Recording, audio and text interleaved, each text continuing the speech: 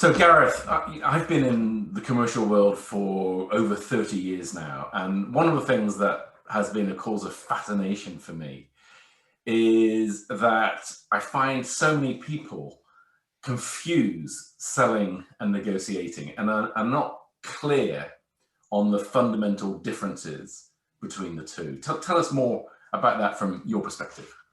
Yeah, I've seen that a lot, and even sometimes very senior people I've seen have that sort of misconception about what the two things are. I think it's important to be clear because it has a big impact on your mindset, on cost and time. Let's be clear. Selling is about two parties. Does one want to sell, and does the other one want to buy? If you do that well, you might not need to negotiate. Negotiation is about sorting out some of the differences once you've got a sale agreed. And we've seen lots of people with in the commercial world with the job title sales director, but you don't often see negotiation director. In fact, I've never seen it. But yet, despite that, despite that fact, there's still a misconception between the two things. And it is also interesting, isn't it, Gareth, that if you look at business school curricula, for example, you'll very often see a portion of study around negotiation. I don't know that I've ever seen a piece on a module on sales.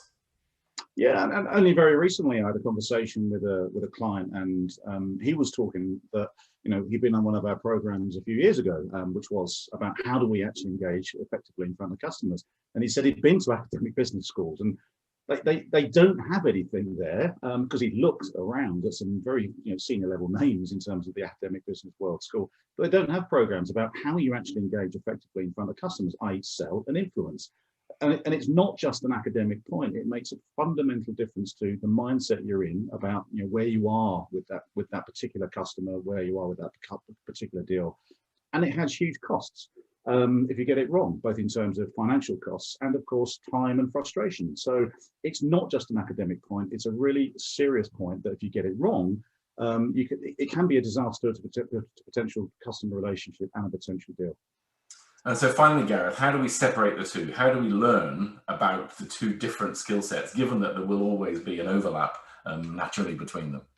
Yeah, there is an overlap. There's clearly these things are intrinsically linked, but I think the fundamental point is having a framework to know where you are in a particular situation with a customer, and knowing when you're selling and knowing when you're negotiating. Having a framework about where you are in that is the fundamental key thing that keeps you in terms of distinguishing between the two things. Okay, thank you. So knowing the difference between the two, having a framework for each, knowing where they are similar, but also knowing where they are fundamentally different. Thank you, Gareth.